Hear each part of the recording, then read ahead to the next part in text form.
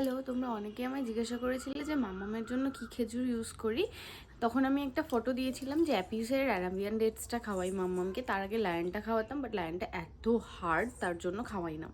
তো অ্যাপিসটা আমার বেশ ভালো লেগেছে, কিন্তু তোমরা অনেকে আমায় একটা ভালো সাজেশন দিয়েছো যে দিদি কিমিয়া গোল্ডটা কেন, কিমিয়া গোল্ডটা বেস্ট। এবার বাচ্চার জন্য সবাই তো বেস্টের পেছনেই যায়। এবার সত্যি বলতে আমার খেজুর সম্পর্কে খুব একটা বেশি আইডিয়া নেই। ডক্টর আমাকে অ্যারাবিয়ান ডেটস বলেছিল, একটু সফট। আমি এটা দেখলাম যে সফট, ইজিলি যখন খাওয়াই তখনই ব্লেন্ড করা যায়, আগে থেকে ভিজিয়ে রাখার কোনো ঝামেলা নেই। তো আমি এটা খাওয়ালাম আর একটা প্যাকেট নিজেও খেলাম, দেখলাম যে টেস্ট ওয়াইজ সবই ভালো। এইবার আমাকে একটু বলো যে কিমিয়া গোল্ডটা কি অ্যারাবিয়ান ডেটস নাকি নয়, কারণ আমাকে যেহেতু অ্যারাবিয়ান ডেটস বলেছে তাই আমি তো অ্যারাবিয়ান ডেটস খাওয়াই।